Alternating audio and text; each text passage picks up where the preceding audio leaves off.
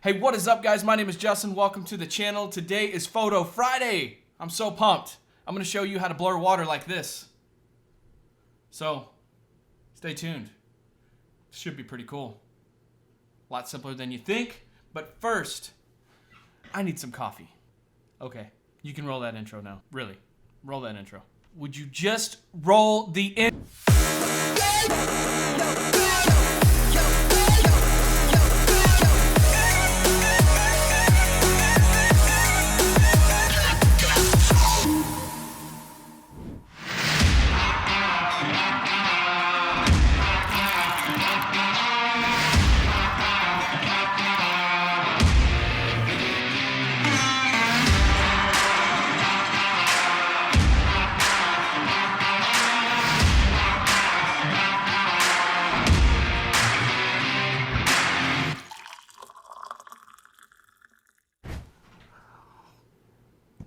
Oh, that coffee's so good. It's what's the word I'm looking for? When I don't drink coffee with sugar and sweeteners, I like it just straight out of the spout, just pour it in, nice and hot. Let's roll. It's like when I drink that coffee, it goes down, it's warming my soul, and it's awakening everything within me to go take on the day.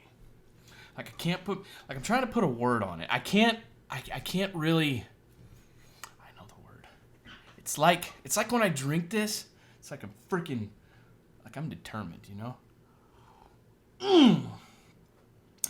Woo! That's so good. So good. So good. Hey, what's up, guys? Before we get started, though, I want to ask you to please hit that like button. Consider subscribing if you're not already. If you are subscribed, thank you so much. And if you are a regular viewer, I truly appreciate you taking the time to like and comment and also sharing these with other photographers, as my goal is to make you a better photographer, a better person, and just kind of all around just show you some cool stuff and just have fun. So anyway, let's get to this tutorial. What's up, guys? Welcome to this Photo Friday. Today, I'm going to show you how to blur that water. I took this picture whenever I was in Montana in 2018 with my wife. I came back to visit it the other day, and I thought, you know what? I'll throw this up on the Photo Friday challenge to see which picture you guys want to choose. And what is Photo Friday? Head over to my Instagram and follow me. Every Wednesday or Thursday, I'll put up 2 pictures, and you vote which one you want to see the behind the scenes, or maybe I show you how I took the picture, or maybe I retake the picture, or maybe I do something similar. I put it up against a floating object. This was a muzzle brake that I took of a product from Bergara, along with this waterfall, and this waterfall picture just took the cake immediately. So I thought you guys might want to see how to blur water. And this is a lot simpler than you think, but you will need a couple things, right? You'll need a sturdy surface, something that's not moving, and you possibly might need an ND filter. What is an ND filter? These filters, they're basically like sunglasses for your lens. So what this does is this controls the amount of light that's let in. You see how you can see my face, and now you can't. It's basically like sunglasses for your lens.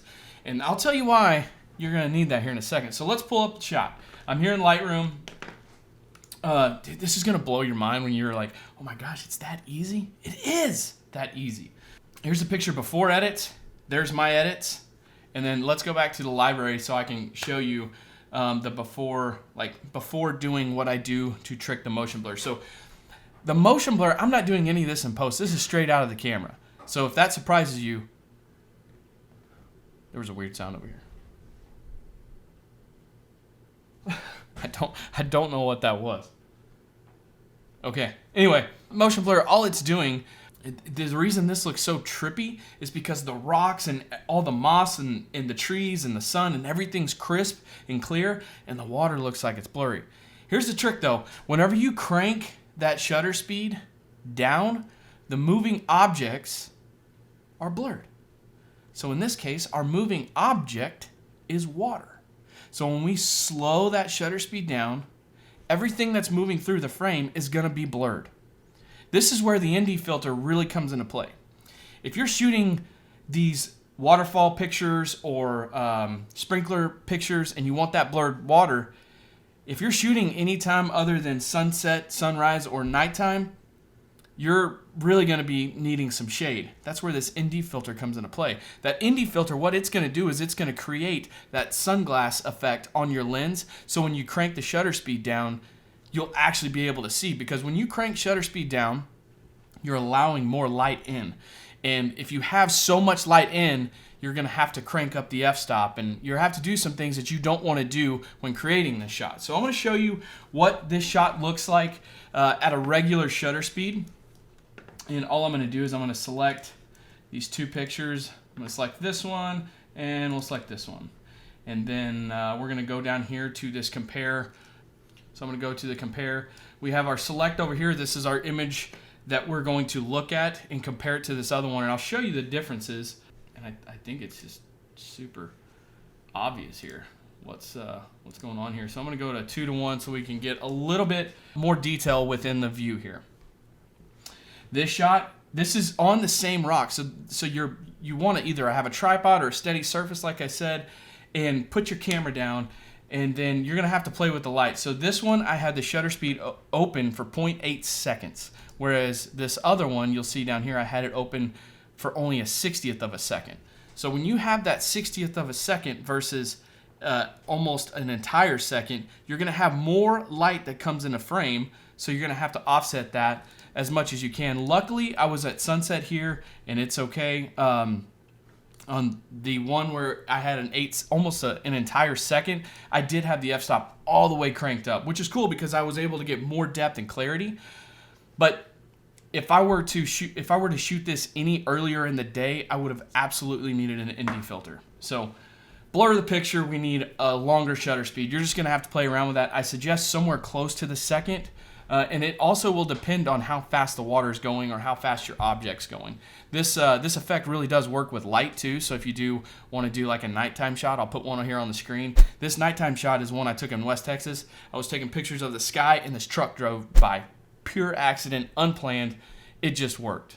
And so this other one, I had an f-stop of 4 in a 60th of a second. So if you're just looking at both of these, you'll see on one side how the water looks like it blurred it a little bit, but not enough.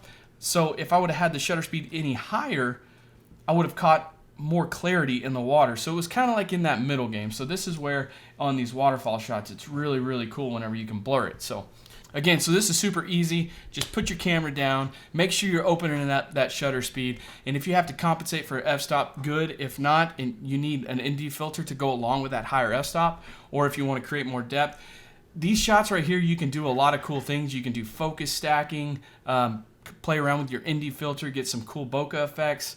You just play around with it. It's a lot of fun. All right, guys, that is it for this Photo Friday. If you haven't already, please hit that subscribe button. Smash me a like. I would greatly appreciate it. Did I say hit that like button? Yeah. Go ahead. Hit that like button. You know you want to. You know you want to. Anyway, I truly appreciate it, guys. This is what I love to do. Please give me a follow on Instagram so you can vote, have your input on these. I think this is a really great way for us to interact. And if you have not already, ring that bell so you get notified on the next video that gets published. So anyway, with that, guys, I'm Justin. Thanks for checking it out. I'm out.